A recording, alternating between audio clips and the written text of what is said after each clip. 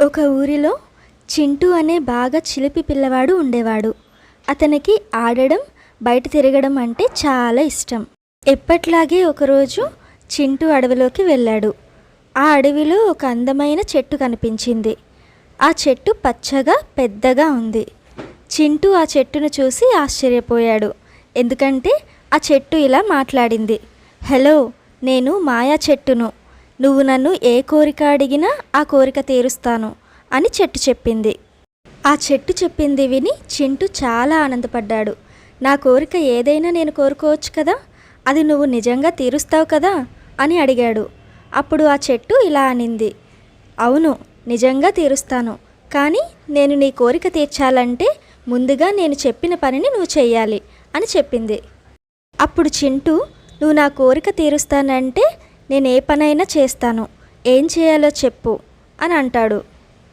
అప్పుడు ఆ మాయా చెట్టు ఇలా అంటుంది, నువ్వు నీ చుట్టూ ఉన్న వాళ్ళని సంతోషంగా ఉంచాలి, వారికి సహాయం చేయాలి అని.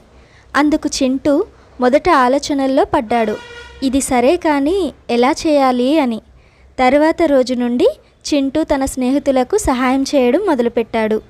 తన తల్లిదండ్రులకు వారి పనుల్లో సహాయం చేశాడు. పక్షులకు ఆహారాన్ని అందించాడు మరియు అందరి సమస్యలను పరిష్కరించడానికి ప్రయత్నించేశాడు. అలా కొన్ని రోజులు గడిచిన తర్వాత చింటూ మళ్ళీ మాయా చెట్టు దగ్గరకు వెళ్ళి, నేను నా పనిని పూర్తి చేశాను, ఇప్పుడు నీకు నా కోరిక చెప్పాలి అనుకుంటున్నాను అని చెప్పాడు. అందుకు మాయా చెట్టు గట్టిగా నవ్వి, నువ్వు నీ కోరికను ఇప్పటికే నెరవేర్చుకున్నావు. నీ సహాయం వల్ల ఇతరులు సంతోషంగా ఉన్నారు. ఈ ప్రపంచంలో నిజమైన సంతోషం, ఆనందం ఇతరులకు సహాయం చేయడంలోనే ఉంది అని చెప్పింది. అప్పుడు చింటూ తన నిజమైన ఆనందం తోటివారికి సహాయం చేయడంలోనే ఉందని తెలుసుకున్నాడు. అప్పటి నుండి చింటూ ఎప్పుడూ మంచి పనులు చేస్తుండేవాడు. ఎందుకంటే అతను తెలుసుకున్నాడు ఇతరులకు సహాయం చేయడంలో ఎంతో సంతోషం ఉందని, ఎప్పుడూ పొందని ఆనందం కలుగుతుందని. Thanks for watching. ఇలాంటి cute and small moral stories కోసం ఇప్పుడే ఛానల్ని సబ్స్క్రైబ్ చేసుకోండి. పక్కనున్న బెల్ ఐకాన్ని ట్యాప్ చేస్తే నేను పెట్టిన ప్రతి స్టోరీ నోటిఫికేషన్ మీ వరకు వస్తుంది.